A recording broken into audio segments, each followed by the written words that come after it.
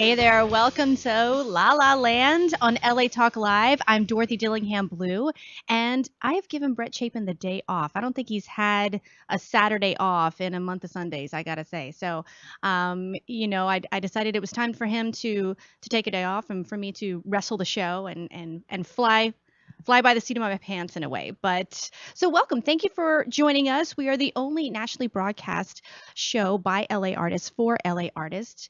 We have listeners all over the world, 250,000 plus. So, and if you would like to call in and join our conversation today, please call us at 323-247-7443. That's 323-247-7443. We've got a great show today. Some special friends of mine have come to keep me company here.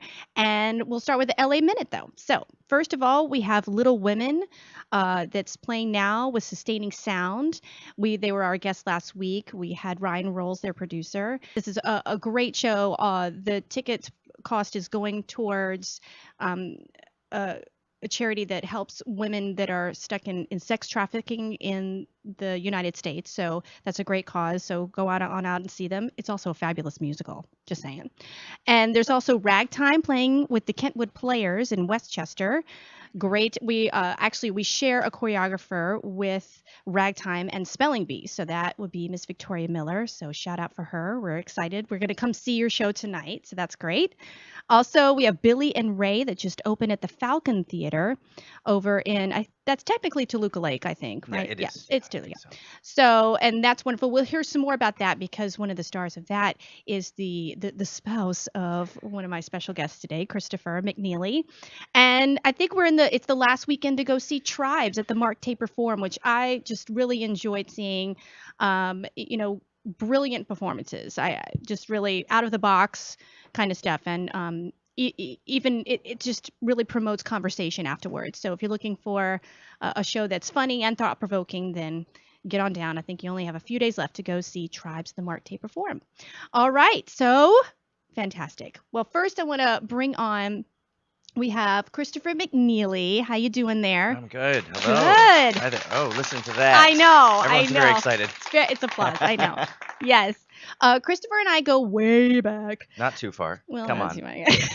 To Northwestern University, and we were in the same acting class together for 2 years, I think. That's right. Yeah. Yeah. It's 2 years. It was fun because at Northwestern, their program is unique in that you're with the same group from your sophomore through your senior year. But I remember that you kind of came in midway through junior year. Is that did. What it was? It was actually, I think it was at the beginning of junior year. I think I Oh, just right. stepped in towards the end of sophomore year. Okay. Yes. I was in the School of Music, and Mhm. I didn't like that I couldn't get in because they operated very independently at the Yeah. time. And I didn't have access to the teachers in the That's School of right. Speech. And then I was actually studying abroad the fall semester of the junior year. That's So right. Yeah, I kept getting these postcards. It was like, so there's this new dude in our class, and he's really funny, and but he'll play, man. He's from music, but he'll still play, and that was really exciting to come back and hear some great new energy in the class. Yeah. We had a lot of fun. Oh, we did. We had Mary Poole was our teacher who, what I really enjoyed about her is that I think she trained not only the actor in us, but also the director and the teacher. I think that's something that she really was able to bring out of all of us, that confidence to take what we learn and put it forward and kind of spread the joy without making it painful. Right. I think of her every time I step into class. I know I take a part of me every time I step into my studio, absolutely, because she was very actor friendly. She was no BS. Oh, absolutely. She was not about coddling you. We were, ostensibly all there to go have a profession. Yeah. As actors, nobody's there to play, especially paying that kind of money every year. Nobody's there to play. Right. And she knew that. Exactly. And also, I love that once we were done, she's like, "You're done. Like, if you desperately need some, I'm totally here, but I'm not your Svengali. Like, do not." That's true. She gave us, I think, that confidence to go and really pursue. I found that a little heartbreaking. I'm not going to lie to you. Oh, yeah. When it first well, happened. we were all crying. We were Right. all absolutely just a mess. We had quite a party there at the end of that. Don't get me But started. she did. She really kicked us out of the nest, and there's no other way to do it, as far as I'm concerned. I agree. So, I mean, I think when I got out here, I went and observed a lot of classes, Uh-huh. and every time I observed a class, I was more and more thankful that I had the confidence to not join that class because I know exactly what you're saying. there were so many people that were like, it's my way, and you have to just you should take 12 hours a day and Hmm. I'm just like, are you kidding me? You have to give me the confidence to go off and direct myself in an audition. There's no one else Absolutely. there, Absolutely. Which is really. something that I think about all the time as a teacher because Exactly. there's only 1,000 of us out here. Oh, I mean, just a few, literally, I really. think there are like 900 or 1,000 teachers, Oh um, yeah, and from all various backgrounds. And right. I spent a great deal I moved out to LA in 1997, and a lot of my time was spent trying to find a class at first. And then when I found my guru, my mentor, a woman by the name of Dee Wallace, the Right. mother in E.T., a lot of, Yes. a working actress, she had the same philosophy. Listen, I don't want a perpetual student. I want somebody who's going to come in, work it out, and then get back out there and work. Mhm. And Mhm. you have to have that. You have to have that chutzpah, Right. to get back out there and not because some people will just stay in a class for 25 years Oh and yeah, that becomes their gig. And that's okay. that's fine. It's not who I want in my class. Nope. That's not how I work. Mm-mm. And frankly, it's not how you work as an Right. actor. Right.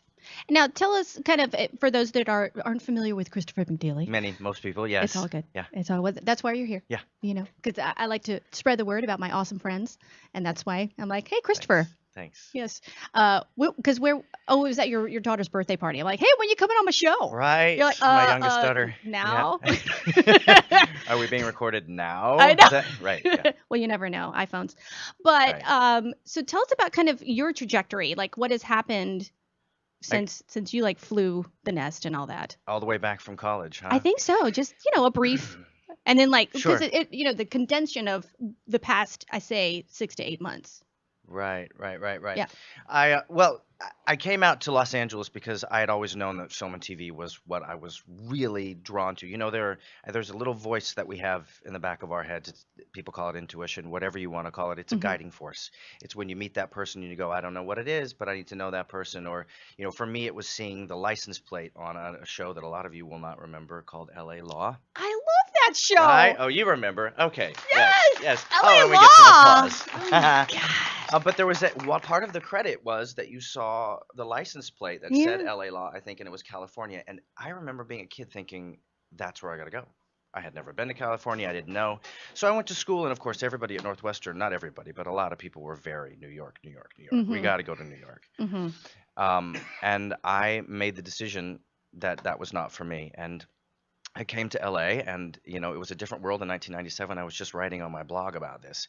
My first audition was for a little show called Felicity, which became, but literally I walked into the audition. I was in a producer session with Ron Howard, I think, just a few days later, thinking, oh, this is just how it works. You just walk in and you get you get these kind of gigs. But you know what I think it was is that I didn't think that there was anything stopping me. Mhm. So, as with anything as an actor, when you walk into a space, if you have a limitation in your mind, then everybody else is going to sense that limitation. Right. I didn't have that because I thought it was all possible. So, I did that for a few years. And then I remember flying. I was doing a gig at the Kennedy Center, and I was doing a TV show in Los Angeles, and I was flying back to Los Angeles to shoot an episode. And there had been a lot of drama around getting out of my contract to go do this, and I was miserable. Mm. And if you had given me the specifics of my life then and said you're going to be doing this and doing that, I would have thought I'd be thrilled, but I wasn't. Something was missing. So, long story short, I came back to LA and I did a little bit more. And right towards the end of another series that got canceled, I left the business for 5 years. And then in the process, I mean, I canceled my union memberships. I did everything to go figure out what it was that I needed because this city will eat you up. Oh, it will. It I mean, will. you know. Oh yeah. I mean, literally eat you up. People come here and they die, whether they die spiritually or physically, depending on what Right. they're doing, because nobody has your best interests at heart. Mhm. And if you don't know what you're going for, then you can get a little lost. So I stepped away and I worked at a hospital in volunteer services, running, Yes. coordinating volunteer programs. And then I met my wife because I did one gig in the middle of that time, and one gig that I didn't, I didn't know why I was going to do it, but clearly it was to meet There my was wife. definitely a reason to meet that I for would that say gig. so. The best reason ever, the Yeah. best gig I've ever done. And then I came back to Jersey Boys, a little show called Jersey Boys, and that's been my life up until the past, I don't know, year and a half or so. I just came back from New York doing a Broadway stint with Jersey Boys for 6 months. Right. Didn't get to take my wife and two daughters with me. Another lesson, which is that, you hold up this thing, Broadway. It's the Sure. ultimate for Oh theater yeah. people, right? But if you don't have the support, the people that you love with you, it is irrelevant. It's just another job that is taking you away from your family. So while I was really happy doing it, I was done in 2 weeks' time. And I Mm, had 5.5 months left to go. So it was a growing experience for me. But now that I am back and I've relaunched my studio, I have a studio in North Hollywood. Basically, the whole premise of starting my studio was that I wanted to get a hold of young actors, young and older alike, who were really driven and focused and talented people, um, and couldn't find a community to come to and work it out for not a lot of money, and for a teacher who wasn't interested in just having them be a perpetual student, but really just sending them back out into the world to work and giving them the tools and teaching them what I know every day, right. which is why I have my blog, The Working Actor, which is at christophermcneeley.com. I basically just share what I'm doing every day out here now. I'm getting back into film and TV, but everything is relationships, as you know, Mm-hmm. which means out of sight, out of mind. So I literally have to start over rebuilding those relationships. But if I don't do it, if I don't stay still, it's not going to happen. I think that's the best lesson for an actor is pick a singular focus. I have a friend of mine who's playing Smokey Robinson in Motown the musical right now, which Mm-hmm. just launched on Broadway. And when he left the Jersey Boys company in Las Vegas, he said to me something I'll never forget. He's a fairly religious gentleman, but he said, I said, "What are you going to do?" And he said, it doesn't matter. God will provide. I know what I want. And if you have your focus as an actor and you Yeah. know who you are and what you want, and you just keep going, the only people I see who are truly talented who don't have some sort of success are people who make different choices. People who stop, people who choose to move away, people who choose their family in a Mm-hmm. different way. And But if those aren't necessarily, the wrong they're not at choices. all, It's kind of, where that trajectory guides you. that's right. I mean, I took some time off as well from the acting. I was just overwhelmed and a mother and I'm like, what the heck and everything and or even before that, I found out that I was so unhappy auditioning. It was just the worst experience Right, ever. right, And that's how I sort of fell into choreography and then into the directing part and working with kids. And for me, that's what brought the joy back. I'm like, that's oh, right. yeah, this is supposed to be fun. Hmm. All right. Well, who's keeping it from being fun? And I realized it was me. Like I was the one keeping it from being fun because I was too worried about what everybody else was thinking. I thought, well, if I go in and I'm having a good time, then usually everyone will agree with me. Right, And that's if they're true. not, then, you can't make someone agree with you all the time.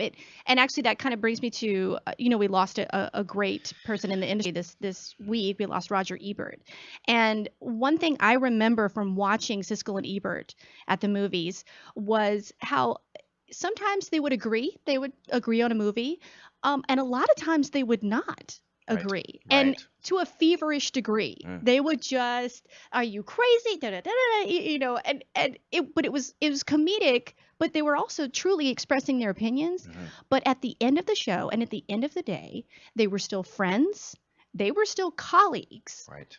And I think that example is really, really missing right now I would in agree. pop culture, in the world of I've critical, never seen it since. oh, ever, I mean, really, I can't think and of one. I'm just, I really, I'm putting it out in the universe. Let's have good discussion that isn't mean spirited, that allows for open discussion, that Right, allows for everybody to have that opinion without going, you know what, now I'm going to totally unfriend you. right. Or I'm not following you on Twitter anymore because I don't like that you really Oh boy, enjoy that's a whole Armageddon. other story. That's Oh, a whole other story. I couldn't agree with you more. I think that now I will. You know me well. I yes, speak my mind. you do. Yes. I'm not afraid to say what I No. think.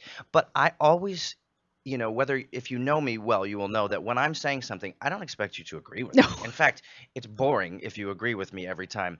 But like Roger Ebert and Gene Siskel, they really you said it got to a feverish pace, and sometimes you would think that they did not like each other very Of much. course. But it's really important to have those kind of debates, get in there with that passion, and say what you have to say, and then shake hands at the end and say, I really appreciate your opinion. I Absolutely. have learned something. I have grown. It's the people who shut their ears down and are using it to defend their own egoic point of view, Mm-hmm. where art's not created. Nothing, a new idea is not formed You're right. because you just have two people battling wills. And you're right, it's missing that, but you have to come at it with respect. Of course. That's the And with bottom your line. own knowledge as well. Like if you're just coming with the blank of like, meh, then it's, well, I'm trying to understand your opinion. Right. But if all you're giving me is meh, then Meh. meh. Doesn't do much. Yeah. Yeah, it was a terrible loss, but Mm-hmm. hopefully, what I was really surprised by is you never know what the media is going to pick up. Mm-hmm. You never know what's going to be on the front page, and I was really impressed with the fact that whether it was HuffPost or wherever I looked, his death was at the beginning of Yeah. it led many different news apps and sites and Hawker and all of those. Yeah. did it. Mm-hmm. It was really impressive to me because what every article was about was how this man had changed the face of film criticism and film overall. Mm-hmm. And it came with great respect for what he had done. Oh yeah. All the people that he made mad and met over across the years.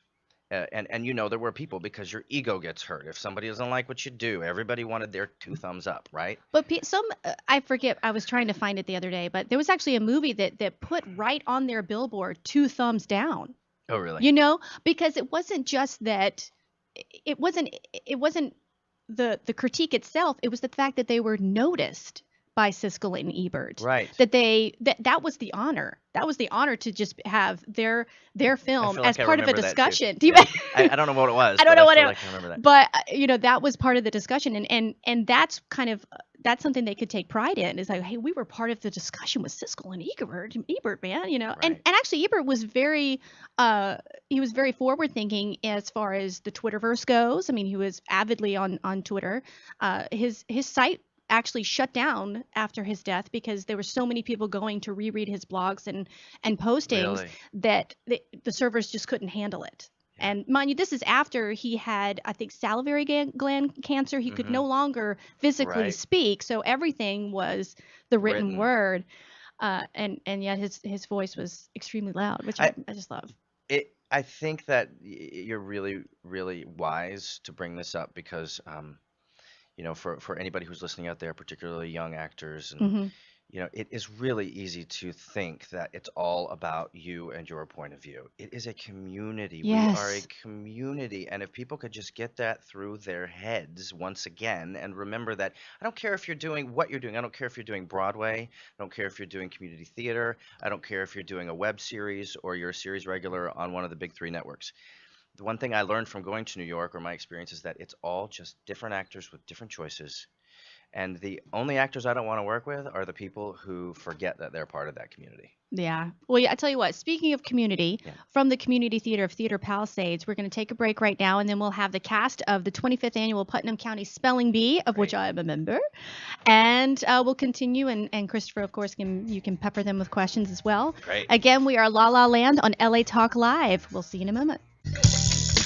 I ain't gonna bite you. I just want you to hang on. Hi there. We're back with La La Land Talk here on LA Talk Live. I'm Dorothy Dillingham Blue. I'm joined today by Kristofer McNeeley, as well as the cast of the 25th Annual Putnam County Spelling Bee. Yay! Opening April 12th at Theater Palisades. For tickets and information, you can go to theaterpalisades.com. So, yeah, one of the advantages of casting me in a show is that I bring the cast on the show. And It's a good thing. this is for those of you who aren't familiar with the show, it's about some adolescents. They're competing in a spelling bee, and along the lines of, I guess, Spellbound, which was a documentary about a spelling bee. It really gets in depth about what these kids are going through. This is a very nutty time to be a child, between the age of, I think they're between like 9 and 14, I guess. And this is an age that usually I direct. Like this, usually I'm on the teaching side of this, and so this time I'm on the portrayal side of it, and so that's been a lot of fun. So and everyone in the cast, what I've loved is we all kind of come from different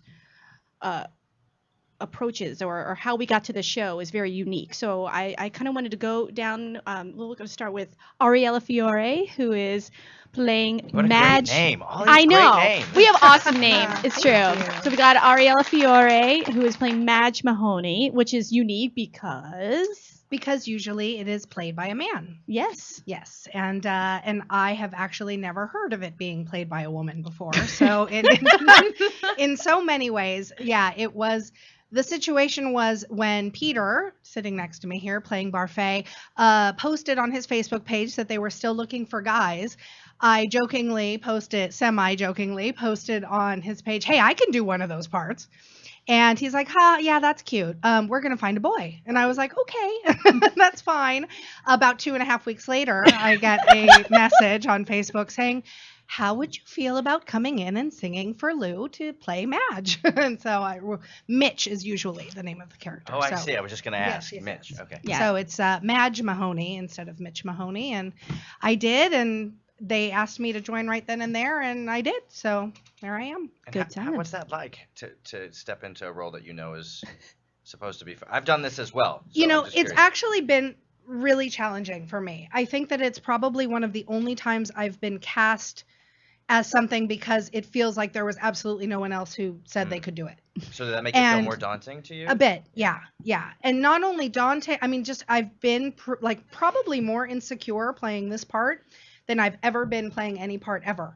And I've been on stage she's since I was 3. Yeah, she's great. Yeah. I have no doubt. And it's a testament to her process and her professionalism that we have not caught that, Ariella. It's been hard. I mean, I talk to my husband every day on the way home from the drive home from rehearsal. He's on the phone with me, and I safely Bluetooth, whatever. I have a fancy thing in my Nice. car. But we talk about the fact that I'm like, I don't know what I'm doing. This is so crazy. I mean, it really is. It's a very different process because not only is the part usually played by a woman, but it was originally played by a man, but it was originally played by an African American man. And so very, very often that's how it's cast. And it's pretty rare to be cast as a white man. So being a Latina woman playing this part, who looks white, it's sort of completely upside down. And I'm very familiar with the show. I saw it on Broadway. I saw it here at the Wadsworth with the original cast, and then again several times in different community theaters when my friends have done it.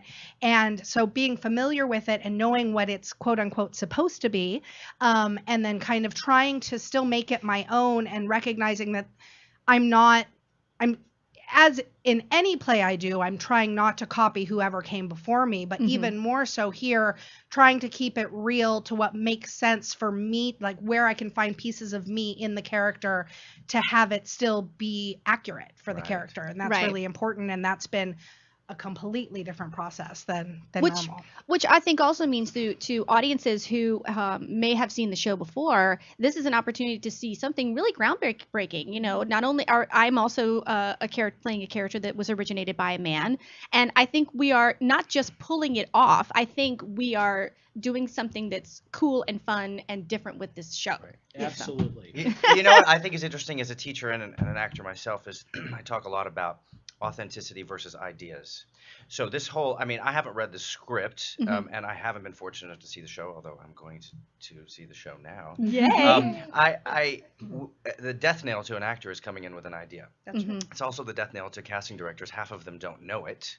But that you attach to an idea. So this is usually an African American man, right? To get rid of that picture in your head, that's a challenge. That's right. But when you do, then your own authenticity comes through, right? Absolutely. And that is what. So somebody's going to come see this, and they're never going to know that it was played by an African American man, and you will be the standard for them. Yeah. Well, and it is. At one point, actually, one night after rehearsal, as we all do have, there's low moments, and I was driving home, and I called my husband first, and then called one of my mentors, and just so upset on the phone, and I was saying, I don't know what I'm doing. This is ridiculous. I can't believe that I'm, trying to pull this off. And he said, well, what are you going to do? Are you going to quit the show? And I was like, no, I'm not going to quit the show. Are you crazy? And he was like, well, then I advise that you suck it up and you do your best. Good friend, And I was like, mentor. Very good Okay. mentor right there. Keep that one on speed dial. That's right. That's right. As he is. But no, that was the consensus. So, but it's been hard. I mean, personally hard. Once I'm on stage, it's fine. But then I go home and I start taking everything apart. Of course. That's how Well, how actors are. That's That's might what be we an actor do. who doesn't do that. Yeah, I know. Passionate. Great. Well, next up we have Peter Miller, who is Hello playing there. the illustrious William Barfay. Thank you. You got my name right. I am very happy. Yes, he's currently in character. I do not drop until I do the DVD commentary. I can't even say that with a straight face. So now, Peter, you are a veteran. You've done several shows, and you're a Southern Californian yourself, right? Yes. Lived out here. We were just talking earlier about how some of us have I've never seen snow fall, and the first time I see it fall, my brain will turn to shredded wheat. I will You be mean of no use in to life anybody. you've never seen snowfall Correct. in any capacity? Wow. That is correct. Yes. So That's hard for Kristofer and I to really wrap our heads Well, around yeah. because Chicago winters are just so brutal. Yeah. And we're both Southern type-ish people, so. I've lived out here my whole life. Never had a white Christmas, but plenty of wet ones. Anyway. Dorothy said you're a veteran. Yes. I'd love to know more about that.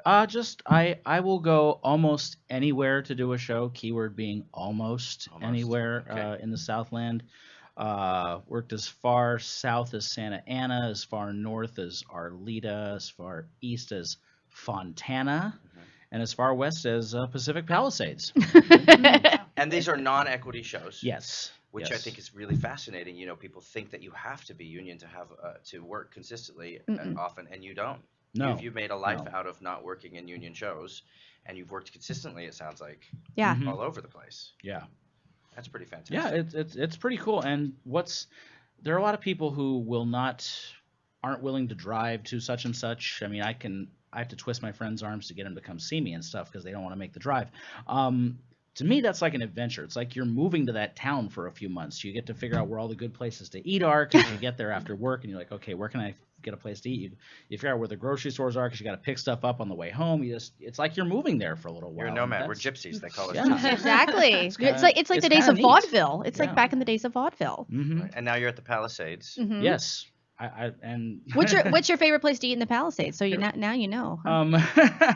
Actually, a lot of the places I go to in the Palisades are closed. I usually have to stop in Santa Monica and pick something up over there. Yeah, at night. Yeah, everything shuts down in the shuts down. Palisades at like Yeah. 9. It's It does. In the hysterical. Palisades, very everything much. shuts down. because It it's- does. Although- That's Or why and it's- it's the village. Oh, oh, I see. Although the Pearl Dragon does make a mean mojito. It does. It's There the you go. only place I think that has a full liquor license. Yes. Yeah. So yeah, Okay, we like Yeah. that place. there we go. That's where we'll be going. After They have opening? live music too. Oh on yes, certain that's days. true. Yes, and they did have a stand-up comic once, and it was tragic. But Oh. so if there's comedy hour, like totally get your sushi roll and leave. But if it's the live music, then absolutely stay. Cool. All right. So next we have Darcy, Hi. Sylvia. Hello. Hi. It's me. You too. Silveira. Silveira. I can't. Silveira. Whatever. I don't Yeah, know. who does it? I'm trying my fancy best, last man. name, It's apparently. very fancy. And Darcy plays Logan Schwarzengrubenier. These names. I know. Jeez, Yeah. I love them. I know. Logan Schwarzengrubenier, and actually she's the youngest. Yes, of she's the group. youngest She's speller. 10 years old. The daughter of 2 gay dads, and she has a lisp. She has a speech impediment. Yes. Okay. So that's always fun. Like I need a good stiff drink after. Like a serious speech impediment. Yes. Well, it's just more of the classic lisp. Huh, You know, nice. it's more like this. but it's when- also sung. Like she sings yeah, I have with to the list. sing with it, and I have to do everything in the show with it like And that. she's So that's constantly fun. getting words that are all. Yeah, it's all ethid. So that's fun. No, but when Cystitis is my favorite one. Cystitis. Strabismus. When I auditioned, I actually auditioned because he kept calling me back in, and I kept doing different speech impediments. And finally, I was like, "Which one do you want me to do?" I was like, "Do you want the classic lisp? Do you want?" Oh, I'm curious to hear I these said, different lists. Well, I had, Yes. Yes, come Well, on. no, there was actually there was just 2. There was the classic lisp, you know, kind of more like this, more like Daffy Duck a little bit, and then there was and now I can't remember her name now. Hello, Dolly. Oh, Carol Carol Channing. Channing. Carol Channing. I said you with the Oh. Carol Channing Oh. lisp. because I was kind of talking like this during my audition. And so I was kind of getting tired of doing this one, and I was like, which one would you prefer? And he's like, let's go with the classic. Yeah, that's a one." lot to commit to, isn't Yeah, it? that would be God. stupid. I Like, would yeah, say. I already For feel your bad. fellow actors. Yeah, I already feel bad enough. I kind of spit. I spit a lot on stage. Note to self: do not sit in the front row. Yeah, don't Yeah. sit in the front row. Yeah. Well, we're in the back, Yeah, so Gallagher the, concert. the, Yeah. the spit When I come trajectory down, is, down yeah. stage and I'm like talking to the audience, I feel so bad. It's like a Gallagher routine. I should have like a poncho on, and there's like spit flying, and I'd like to ask an actory question though, from the Yeah. technical point of view. So coming in with I always find that when I'm going to an audition and I see in the breakdown or wherever it is an idea, as something you have to do, you have to lisp, you have to have a speech impediment. Mhm. How do you deal with that without putting? It's like a dialect, you know. Yeah. How do you deal with that as an actor without putting that in front of you, so that when I'm watching you, I'm not just thinking about the lisp, I'm thinking about the entire realized character. right. That's a great question. I know when I looked at the breakdown, I jumped at it. I was like, oh, I want to lisp on stage. I don't know why. It was just one of those things. Jokingly, me and a friend of mine in college, we would do when we were trying to memorize monologues and scenes, and it would get down to that 11th hour. Uh-huh. And you're like, I got to do this tomorrow at like 10 a.m. and it's like 2:00 in the morning, and you start memorizing, and you're just like, I'm just so tired of saying the same thing over again. Like, I just please just. And so we were always kind of doing our characters with a lisp when rehearsing, Mhm. and I don't know, just I've met some kids and I've worked with some kids that have lisps, and they were so adorable that you just kind of melt, and you kind of forget that it's a speech impediment, and Right. that's just how they talk. That's just who they are. So to me, it just kind of comes rather I naturally. think you hit it on the head too at the beginning when you said you jumped at it, Yeah. embracing it, Yeah. right? Embracing it as a fact of your character. It was just, and it's just, yeah, how it is. And I love her so much, and I haven't fully embraced her yet, Mhm. but she's adorable. And I just love that character so much. She's so high strung. Non-resistance. Right. Yeah. Total and- embracing of everything. Yeah. And Darcy, you mentioned like you're kind of coming back to focusing more on Yes. acting.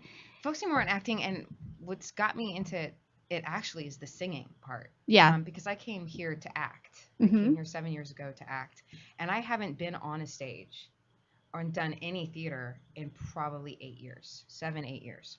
And that, I mean, the year after year of that, it just starts to wear on a soul. Yeah. And I think, Yeah. and when there's that part that you see and you're like, I can't Yeah. not go. And what got me back in, actually got me to the audition was I started singing again, which Mhm. I had forgot how much I loved to do, and I started in musicals instead of straight plays, and I started singing in bars, and I did a few like cabaret shows, just in the past year and a half, and from that I was getting asked to sing at other bars with other people, and that got me singing again. I was like, oh my God, I forgot how much joy I found in just singing. I did And- that too. I had a hiatus from acting after I got married and had kids and all of that. And it wears on you, but you also forget. You Yeah. forget. You start to think that regular life is normal life. And but then when you are approached again and able to get on stage again, it all Yeah. comes flooding back. Absolutely. This is what Yeah, I'm this supposed is to what be I was doing. doing. Yeah. Mhm. Right. And just, so from the singing and just gaining my confidence back, and people going, you actually are really good. And I'm like, oh yeah, I used to do this. And from that going, oh, there's this musical that I really want to do. Like, I'm going to go audition for this. And so I showed up and I auditioned, and it was so cute because I'm auditioning with and I think some of you saw them, like teenagers. Yeah, exactly. Mhm. And I'm going, this is, what am I doing? This Darcy is so and I silly. bonded in the bathroom. We're like, we're older. We're wearing our Yeah, singlet. I came in with like pigtails in, and I'm like, what am I think we're insane, but I love it. But you're finding you're following the joy, getting back there. Getting Yeah. back into it. And that's what got Congratulations. me back. Thank you so much. Cool. Now we also have Miss Kana, Koinuma. Koinuma. Thank you. She's saving my neck with the pronunciation. Oh my heavens to Betsy. And she plays Marcy. Marcy Park, Marcy Park, the overachiever. overachiever. Yes, parochial school, the whole 9 yards. And one of my favorite songs, I Speak 6 Languages, which is a hoot and a half. It's like an entire talent show in one song. and I think they've managed to put as much into your song I of you know. jumping around. I'm shocked that you don't pass out every night. I'm huffing and puffing by the end. I'm like, oh gosh, I feel so out of shape. I gotta like run and sing my song. Yeah. Like every day I gotta like build my stamina. There you go. On the treadmill. Yeah, you Yeah. do Cross that. So I train. go to the beach, run, sing my song, go to the bluffs, do my cartwheels as I'm singing. Oh yeah, she cartwheels, she twirls the baton. In the middle of the song. In Yes. the middle of the She's- in she the does middle of- karate. She does God bless you. karate. I do taekwondo kicks. and Yeah. I like the board. I do ballet. splits. It's Oh my polka it's goodness. bananas. I gotta see this. And speak 6 languages. She speaks 6 languages, Yeah. Now, like do within you the speak song. six languages? And even I more, only she could speak say. 2 languages. Only I speak, two. I speak. Oh. I both. speak So there- Japanese, Yes. fluent Japanese, Mhm. and English. Okay. I wish I spoke 6 languages because I love to travel and I love to see the world. Well, So you're young. I always wish there was Yeah. like a pill you can pop and be Oh. like. Well, that's an idea. I kind of like that. That sounds Tea like to my talk youngest like daughter's that. language right Right. there. I'm gonna go to Italy, pop a pill, like grazie, whatever. I'm gonna go to France. It's just that would be so cool. That would be cool. I have a question about this character. Yes. Bringing it back around again because this is fascinating to me. So, is the character usually played by an Asian person? Yes. I believe so. Okay, so that's interesting. So Mhm. this show is written with stereotypes, clearly, Total, Oh, total. and the yeah. embracing of the stereotype. Okay, great. So, is that in the script? Do they make references to the ethnicity or to the stereotypes? Not in, at all. In my choreography, I do this. I was a little concerned. I'm Uh-huh. like, well, Mhm. this is kind of, this is old to be doing Right. this, and I'm, Asian. I'm from Japan, but I was offended at first. Then I thought, you know what? I'm gonna make it work so that it works for me as a character, me as a human being, Right. and I made it more of a prayer than like. That's what I was going to say. Because when I watch did it, not that's want where to I do see that. it. I feel like this is what the 21st century. Like this is, Yeah. this is no longer. I feel like it's no longer acceptable. As Mhm. I understand it's comedy, but I still feel like, hey, let's be current. Well, at the very least, it's the lowest, basest form of right. Yeah, So yeah, that's yeah. fascinating to reframe it for yourself. Yes, I totally had to reframe it. With the state of mind, like, okay, this is a prayer. I'm praying, and then I'm also bowing with respect. Right. So people watching it probably will not know, but I had to do that for myself. Sure. What they will know is that you're not commenting on it, but rather Yeah. embracing it, being Yeah. authentic. Exactly. Because she's also in like a full parochial school uniform Catholic as school well. uniform. And you're the only one Yes. in that kind of uniform. Yes. Yes. Oh, okay. Mhm. Fascinating. Oh yeah, I they can't wait cover to see it. all. They cover all kinds of stuff. Yeah. I think I jokingly said the other day we're like the United Colors of Benetton. Oh, we Ah. are. Yeah, It's cast. totally true. There's a Yeah. little bit of everything. There is. And Kana is also a mother as well. Yes, took a long hiatus, over 12, 13 years Mhm. from acting. And I used to do community theater up north in the Bay Area in my 20s. And when I had to move to Colorado for my ex now, he took a job in Colorado. There's no acting whatsoever. Were you in Denver? Good Were to you around know. Denver No, Center I Theater? was not near Okay. Denver. If I was, that would be Yeah, but it Denver was- actually has a I was thriving community it there. has a thriving community now. Mhm. I was in Castle Rock, and Ooh. it was between. Pictures? Castle Rock Pictures? That's where they got Castle is Rock it really? Pictures from. Yeah, it's between Denver and Colorado Springs. Plus, I had a newborn, so Yeah. I really committed to being a stay-at-home mom and Good for really you. raising my son. That Good. was my goal. Is I'm here. I want to be here for my. You get son. applause for that, I'd Kana. say so. Yeah. I'd say so. That's a strong belief I had. So I devoted and then I had another one in Colorado. So I never thought I'd act again. But when I moved to LA, I'm like, oh, I have to do it. Because a part of me, though I loved raising my boys and I will not regret it, there was a part of me that was dying inside. Because Sure. I was a Mhm. performer my whole life. I was a competitive figure skater. I worked in a cubicle before, and I thought there's got to be more to life than sitting in a cubicle from 8 to 5. This is not who I am. When I start to hear the psycho theme, when I'm at a job, I know it's time to leave. Right. I would say so. That's happened when I waited tables. Oh, It's yeah. happened when I've worked in an office, and I'm like, see ya. Hasta la pasta, people. Exactly. Like we only, I think we should live, in our highest excitement. Basically, follow our highest excitement. Ooh, I've never heard that phrase. I like a lot. that. Our And if highest it's excitement. not fun, don't do it. Yes. I would like to say though, as somebody who has a wife who selflessly gave her time and her body to have our children, and devoted herself entirely to that, and is now getting to step back into it. It is really commendable that you make that decision, and that you know that your highest calling at that moment is to give that child every opportunity Absolutely. Oh yeah. to have their parents with them, to have the kind of childhood that we hopefully had, to have all of those benefits, and then that you followed. Because when I went to New York, my Right. wife said to me, she said, listen, you may feel really guilty, but and several people said this, one of the greatest things you can do for your children at some point is to live your dreams Mm-hmm. so that they can Exactly. watch you. So that's also really commendable. Yeah, I was going to say the same thing, being a parent who went back into it and seeing my children. It's very cute when they introduce me to their friends and they say my mom's an actress. Like, and it's Yeah. like this pride that they have with it, and knowing that I'm doing the thing that I absolutely love to do, that I think is a gift to them in and of itself. And I too stayed home with them and was lucky enough to be able to have that time with them. And I still do. I mean, I'm with them after school until dinner time, and I leave after dinner and go to rehearsal if I'm in a community show or whatever. But it really, I feel like it's its own gift to them. Oh yeah. Yeah. And also just a quick plug for Allie Spuck McNeeley. She is in Billy and Ray at the Falcon And she's Theater. fabulous. Yes. I mean, seriously, it's great. She's has so and I've always thought this from the moment I met her at our friend Emily's baby shower. Remember that? Yes, yes. And I was looking, I'm like, it's like she stepped out of the 40s. I mean, she has this classic She does. Hollywood look just walking around. Wow. And this show itself is about how Billy Wilder and Raymond Chandler produced and created Double Indemnity, which was the beginning of film noir. yeah, that's film noir. Gary and Marshall directs this. My Oh, buddy which is Kevin's excellent. in that too. Kevin Blake. Yes, Kevin's Oh. fantastic. He plays Plays, Billy Wilder. yeah. He's really Fabulous. phenomenal. Joe Leo Bueri, who I did Jersey Boys with, associate directs with Gary Marshall. He's great. But the really interesting thing that you just brought up is I was reading a book by Frank Langella. He has a book out that's really fascinating right now, and he talks about an experience where a producer offered him a job without ever auditioning, and Frank was still fairly unknown, and Frank said, "Why would you do that?"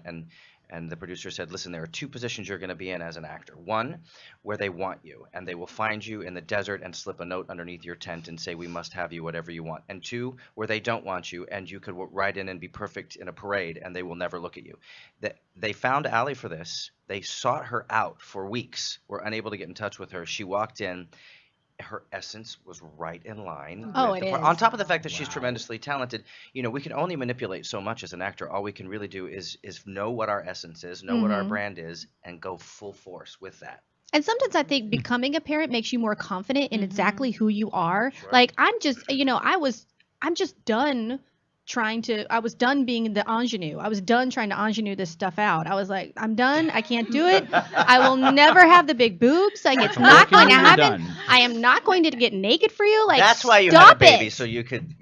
Oh yeah, absolutely. I went from an A to an A plus, man. I mean, it's been joyful. Let me tell you. Nice. Me and the Genie Bra just rocking it on the weekends. But I'm, and Lord knows I love my Spanx. But there's just something freeing about kind of being like, you know what? This is what I look like, and it's pretty darn great. I've been able to accomplish this, and if I walk in and I'm not what they see, then that's okay because I see it. Right. I wish know all I can women do it. in Hollywood were like that. Right. It's More just real. Like, it's so brutal. Well, there's something to be said for character actresses. I mean, having been one my whole life, having played 60-year-olds at 8. I I think that's illegal. Actually, I don't think you can do that. It wasn't in the U.S. Oh, okay.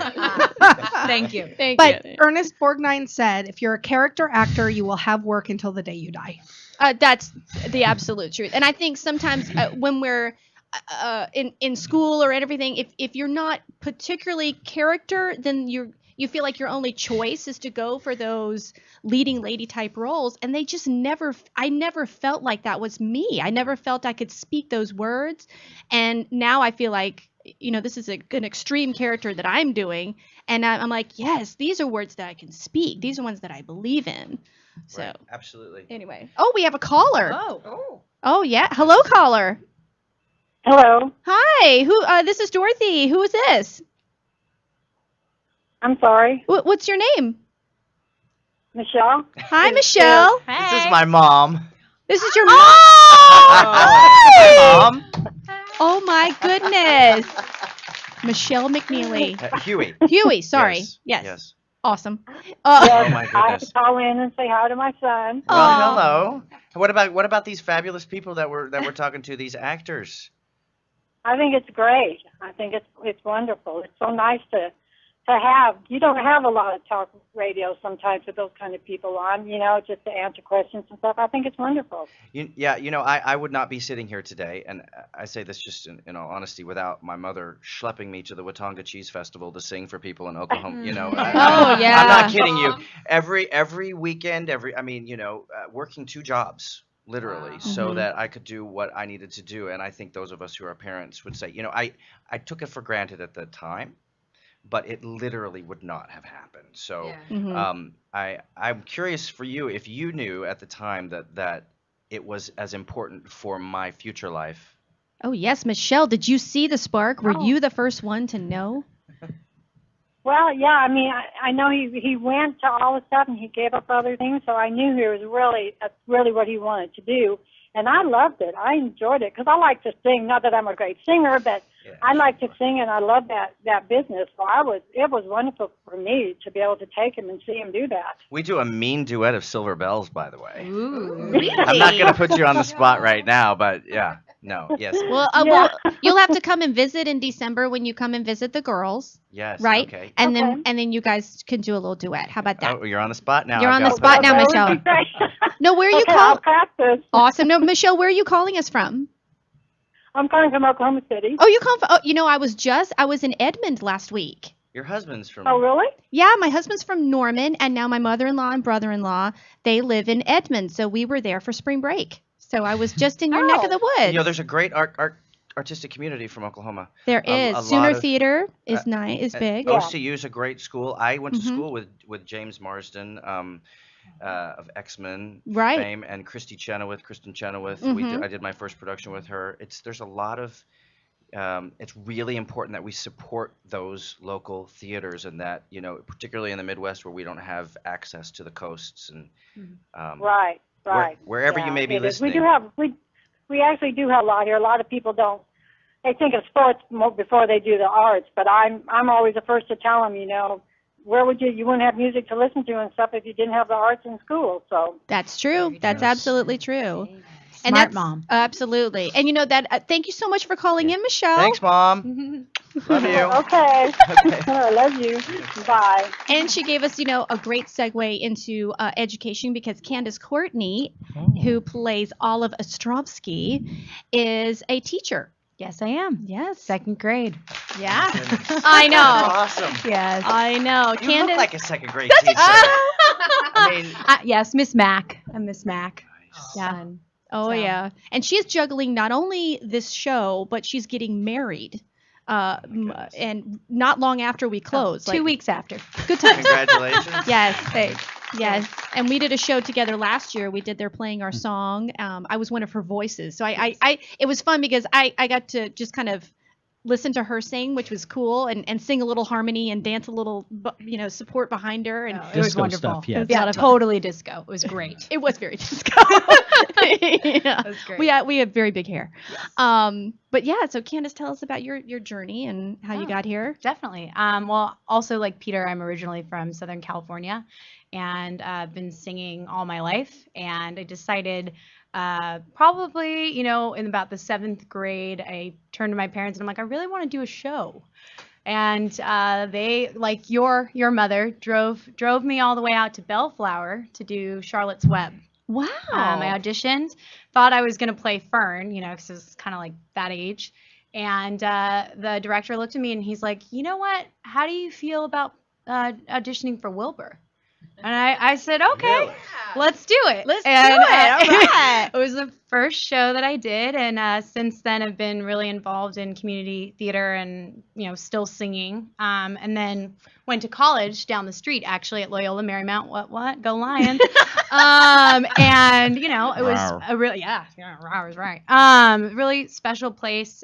Did theater there as well as communication, but kind of fused my love and passion for theater and music with social justice issues. Mhm. So doing shows that kind of like the Little Women show you were talking about earlier. Oh, Forever that, Found. I kind of brain farted on Yeah. on the thing, but Forever Found is what they're working towards helping. Exactly. So, whether the money goes towards that or just, talking about it, to raising awareness, things like that are really important to me. Mhm. And so after school, I went to grad school, so things got a little hectic because it was, writing my thesis and Yeah, I that rea- little thing. Yeah, that little They thing. take a few So- hours. Yeah, they do. Or years. So I kind of lost, like we were talking about, the time to do what I really love. Mhm. And towards the end of grad school, I realized I'm like, you know what? I need to get back into this. Yeah. So really just kind of focusing on it, doing it again, and recording music, some original material, some Now you stuff have some on iTunes right yes, now, right? and more Mhm. will be on there. Actually, in a week we'll have a new song, so that's exciting. It's going to be called "Not a Shadow." And so if they're searching for it, did they search under Candice Courtney? Yes. Okay. They'll search under Candice Courtney. The first song that's on there is "Call My Name," and it's written by my lovely songwriter David Kowal. If you're listening, you're amazing. Yeah. So doing all of that, but the reason I did this show is because like you said, I'm planning my wedding, but I've always wanted to do this show, and I've always wanted to play Olive. She has a really interesting story. She's a character whose parents, her mother's, in India, kind of discovering who she is, and her father is working kind of like double shifts or whatnot, and he's not at the bee. So the whole time at the spelling bee, she's searching for, especially for her father, to be there and some sort of sense of support. And I'm really, this show's really made me thankful for my parents because they've always been there, and my brother and my family. But it's a really heartfelt and very emotional character to play. Yeah, So. there are so many wonderful, funny moments in this show, and I think that's what gets everybody's attention when they're first viewing it or reading it or listening to it. But there's so many more underlying poignant moments that I think are going to catch an audience off guard. And that to me has been the best surprise coming into this. I'm watching everybody's story unfold because we don't leave the stage, as the You're on the characters. entire time. We're Yes. on until we are eliminated, like literally eliminated in the bee. We are on fascinating. stage. So it's fascinating to really, you have a front row seat to all these journeys. Is it one act or is there an We are doing without an intermission. Okay, that's So, really and it It's only runs 90 about, minutes, so don't. yeah, it's 90 don't minutes, scatter Brett. everybody. Oh Yes. no, I love that actually. It's concise, particularly with the format of like an actual spelling bee. They're Right. not taking a Yeah. 15-minute And it's intermission. so- They're going. It's so interesting just because everybody has a different relationship with their parents in Mhm. this show, and so it's really good to see the dynamic between not only what the kid is going through at the time, but also their relationship with their parents. So you kind of look at it going, is that the kind of parent I am? Is that is that what my kids are going through? Like it's a really interesting dynamic to see. on stage. Awesome. Well, and now we've got Mr. Brad Akerman. Wake up, Brad. I know you've been. Marigold. There you go. He's in Oh character. yeah. Now we don't want to give away too much about Chip Tolentino's how do we say this? Distraction. Motivation Path, his journey. during his path and his journey. But well, tell us. Well, first of all, I would like to say that since the interview started, I've been thinking about what it would be like to play this character through a black woman. Literally through a black woman. Yeah. Not just as a black woman, but through a black Yeah. woman. If I can Absolutely. add that layer. You could do that. You could do the whole Whoopi Goldberg ghost thing. Yeah. Jump in there, whoosh. I think that would be awesome right there. Yeah, I was just really moved by your choices. Wait, now what do you mean you don't want to give away too much? Now I'm curious. Yeah. Oh, it's good. Let me. Well, He's the oldest one in the show. He's the oldest. yes, he's the return. Speller. Chip Tolentino is the returning champion of the bee, Oh. and so And let's the show And takes the expected winner. Or you're the favorite. Yeah, he's the favored to win it all. Like the alpha, maybe? Yeah. Mhm, yeah. How do you say? The alpha. I don't think alphas say it that way. I think I might be the alpha. Alpha male. There you go. But Brad, you've really jumped into this and during the day you're doing something completely different. I'm not a Boy Scout. I'm not a 14-year-old Boy Scout. It's I know, crazy. it's true. Yeah, correct. I have a computer consulting business. Yes. And Yeah, which pretty much takes the energy out of the room right now. So let's But click past that one. had you done a show like this before? No. Yeah. And I wasn't familiar with the show. The first time I saw it live was when we performed it. Yeah. Run through is the first time you'd seen the show Yeah. I've from done beginning that to end. before. It's fun, isn't it? Yeah. It's like a ride. That's a good take on this experience for I think all of us. It's been a ride. Exactly. Yes. Exactly. It still is. Yeah. It is. The Yeah. best shows are usually like that. Exactly. Exactly. Wait, have you opened? No, We we open next open we open on Friday. Oh goodness, that's exciting. Yes. It's Paper Tech today, so shout out to all the tech people that are Yeah. helping Director doing the Lou cues Hauser. today. Love you, Lou. Yes, Lou Hauser, our wonderful director, choreography by Vicki Miller, and Yeah. produced by the wonderful Shirley Churgan and Yes. Martha Hunter. What? Who? Light designer, Brian. Oh my gosh, our musical Yes. director Brian Murphy, Yeah. who Where would be without Right. you? Mr. Yeah. Tough Yeah. Love. It's like Yeah. he's like the tough love Santa. I Oh, mean, yeah. he's just Yeah. like Aren't all good musical directors? Oh my Santa. gosh. They really are. He's like, stop, wait, nope, somebody's wrong. Yeah. And I The hate to eyes. say it, but it's the woman. You know, Yeah, like, I know. And I have to say to you, I think you're very funny. Do you do stand up or anything No. like that? No, You're like funny. we like You're literally really pulled funny. him off the street. Like Oh. it's literally. Your general energy is really funny. Yeah. I like it. I feel objectified. Thank you. Ah! But one thing I will say for all the 250,000 people listening is how I auditioned, which was I've been singing with the Oceanaires, which is a barbershop group in town that I'm sure you've all heard of, and I was told to bring a headshot and music, of which I didn't have any, because I just wanted to stop by and see the cast before Saturday's tryout, and it was a Thursday night. But I had my iPhone guitar app, so It was awesome. I accompanied myself on the. You song. did? Yeah. Yeah. That's Yeah. awesome. And I accidentally saw it. I don't know if you remember this, but it was during rehearsals for High School right. Musical, and I was trying to like help people find costumes, and this was before I was even in the show because All right. yeah, and I'm like, oh, I feel really bad that I'm in the middle of his, but he sounds really good, so I'm gonna just so I actually held him off because I wanted to hear the rest Oh, of your wow. Oh, song, wow.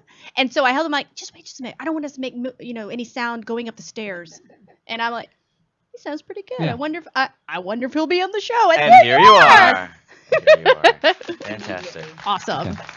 And then Glass, I play Coney Bear, which is originally played by Jesse Tyler Ferguson, who's on Modern Family and all that kind of stuff. And what I love about Leaf is just happy to be there. That's what I lead with, is that just Leaf is so thrilled to be part of the community, and because it's not Leaf is homeschooled, and we have seen many versions of homeschooling, and I think Leaf's is very unique in where Leaf falls within the family dynamic, and it's Leaf's chance to have fun and shine, and I swing from a rope, people. I have Right. rope burns. Yes, she does. I have a fear of heights. I don't know if I told y'all that. No. I have a gigantic fear of heights and falling, and they're like, you're gonna be swinging from a rope, and you know what? It was that moment of, you're damn right I am. Well, it's all about Swinging conquering from our a fear, right? I damn mean, we've rope. heard that a lot here. Yeah.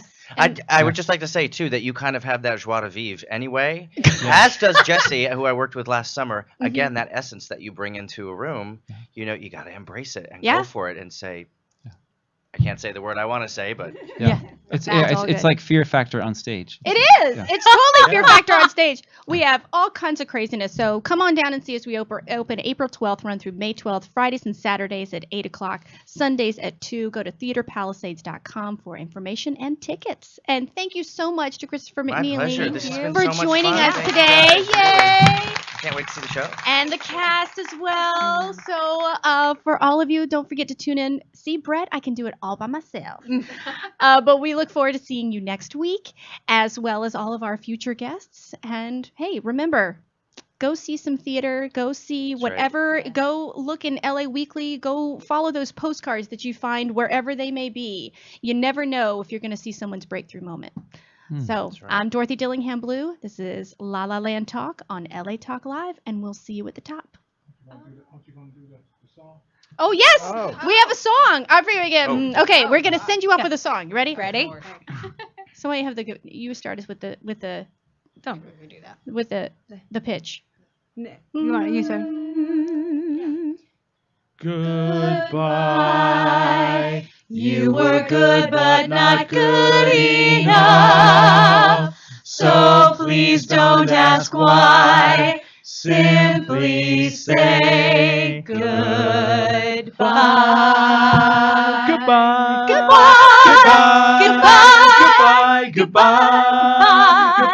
Goodbye. Goodbye. Goodbye. Goodbye. Goodbye. Goodbye.